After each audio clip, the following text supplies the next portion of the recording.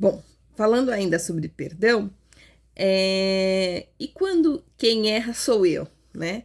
E quando sou eu que falho com alguém, que acabo magoando, ferindo alguém, como proceder, né?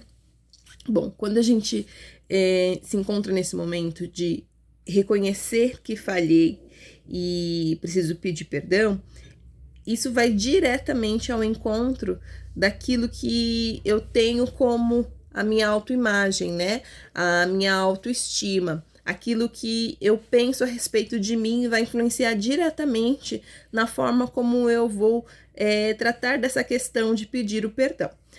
Por exemplo, se é uma pessoa que tem uma autoestima adequada, ela vai entender que aquele ato de pedir perdão é algo que ela está fazendo porque ela precisa que aquilo ali seja resolvido para que a vida dela siga.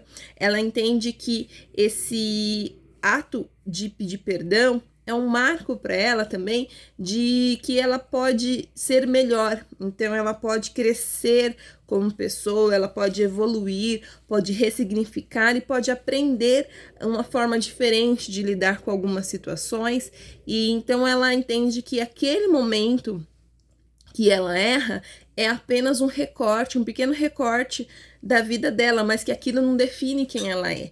Então ela consegue seguir com a vida, né, a partir desse momento que ela pede perdão. E a gente encontra na Bíblia, por exemplo, Maria Madalena, que depois de ser perdoada por Jesus, ela vê ali uma oportunidade de crescimento, né, de mudança de vida, e isso traz para ela um benefício, mas porque a autoestima dela estava adequada, né?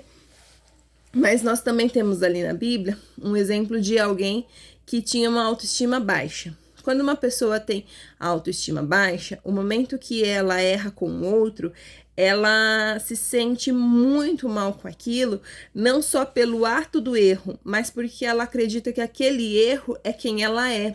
Então, aquele erro traz para ela uma ideia de que eu sempre fracasso, eu não consigo alcançar as expectativas, eu decepciono as pessoas, né?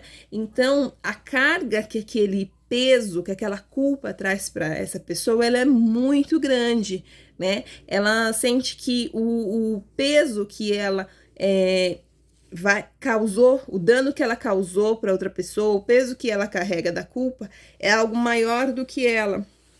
Então, ela acaba se sentindo muito pesarosa nesse momento de pedir o perdão, e pós isso, né? Depois disso, ela continua ainda remoendo aquela culpa de que ela fez errado. Nós encontramos, por exemplo, Pedro.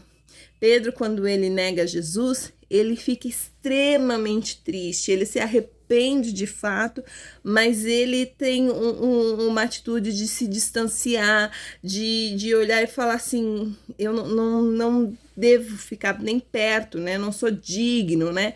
E a gente vê isso, por exemplo, no caso de Pedro, quando Jesus vai lavar os pés dele, e a primeira reação dele é falar assim, não, o meu pé você não vai lavar, né? É como se ele dissesse assim, eu não tenho, eu não sou digno desse ato, né? Então, essa falta de autoestima traz para a pessoa, no momento que ela pede perdão, uma tristeza e um pesar muito grande, mas não só pelo ato, mas sim porque ela acredita que aquilo ali é quem ela é.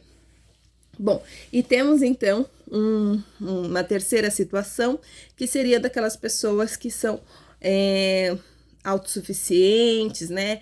Que são pessoas arrogantes, que quando elas percebem que erraram, ela automaticamente joga a culpa no outro.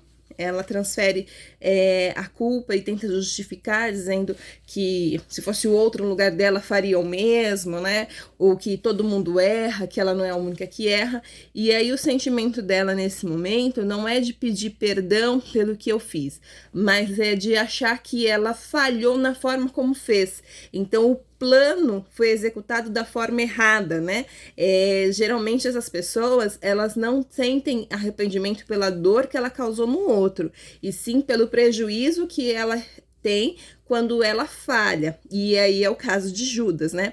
Judas, ele sentiu que ele falhou. Ele não estava assim triste pelo que ele causou a Jesus. Ele estava triste porque ele falhou no plano, na execução do plano, e ele achou que a morte era melhor do que se humilhar e pedir perdão. Então, para essas pessoas é muito difícil chegar para o outro e reconhecer o seu erro, né? Ela realmente ela prefere então seguir com o prejuízo daquilo que ela fez do que tentar então de forma humilde reconhecer o seu erro para o outro e assim então tentar mudar as coisas, né? Fazer diferente no futuro. Mas algo que o perdão precisa também acontecer, a forma como o perdão também precisa acontecer é como ele o auto-perdão, né? Nós também precisamos, em algum momento, nos perdoarmos pelas nossas falhas. Imaginem se Adão e Eva, depois que eles pecaram e tudo se tornou diferente na vida deles, na vida dos animais, na vida do planeta. Imagina se eles pudessem se eles estivessem o tempo todo se sentindo culpados por aquilo. Seria impossível viver com isso, né? Então, é super importante que a gente reconheça quando erre, que a gente vá até a pessoa que nós ferimos, pedirmos perdão, mas também que a gente possa nos perdoar. Claro, pedir perdão a Deus, né?